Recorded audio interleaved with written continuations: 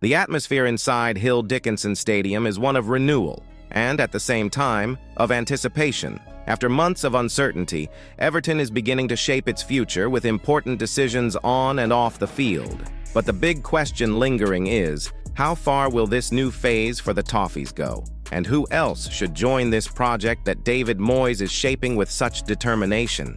Hold on tight, because this series of news promises to move the Merseyside Blue fans. Oh, and before we continue, like and subscribe to the channel so you don't miss any updates on this new phase for Everton. The first step in this new cycle came with an announcement that made many fans breathe a sigh of relief. James Tarkowski renewed his contract with Everton until 2028, a move that demonstrates confidence and stability within the squad. Tarkowski, who has already become one of the group's leaders, made a point of clearly expressing his pride in continuing to wear the blue jersey. It's been an intense few years with ups and downs, but it's a journey I'm very proud of, he said, with the tone of someone who knows there's still much to achieve. But the most interesting thing is that Tarkowski isn't alone. Behind the scenes, the club is working hard to extend the contracts of other important names. James Garner and Vitaly Mykolenko are in advanced negotiations to renew their contracts, and, according to The Athletic, there's growing optimism surrounding these agreements.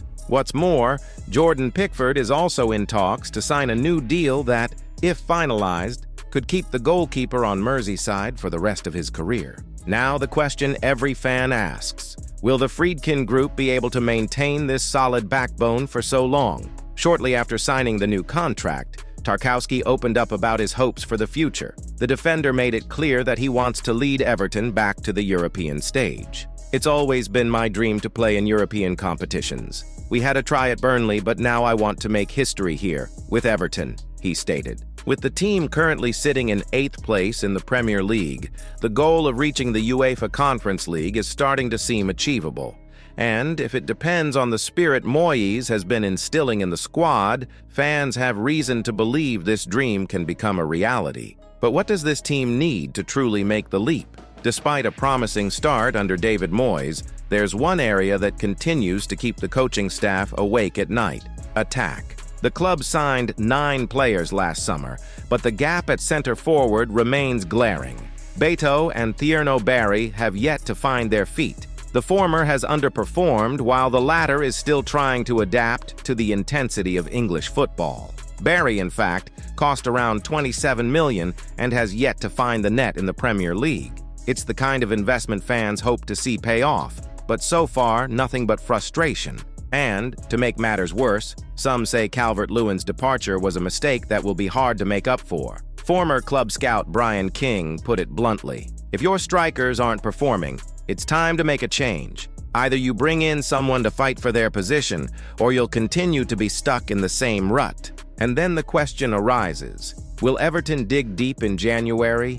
With Jack Grealish and Iliman Ndiaye carrying almost all the team's creative responsibilities, the risk is clear. All it takes is one injury or a drop in performance for the attack to crumble. Barry hasn't yet shown what he can offer, Beto isn't convincing, and Tyler Dibbling remains a gamble that hasn't yet taken off. Therefore, Moyes and the Friedkin Group are expected to make the search for a new striker a top priority in the next window. The fans want to see goals, they want to see intensity, and most importantly, they want to see this team fight at the top of the table. Everton may even try to make do with what they have, but everyone knows, if they truly want to take the next step, they'll need to invest. David Moyes' Everton is starting to look more stable, with key changes and an ambition to return to the European stage. But there's a fine line between growth and stagnation, and it depends above all on who arrives in January. The board seems to understand this. The fans, even more so.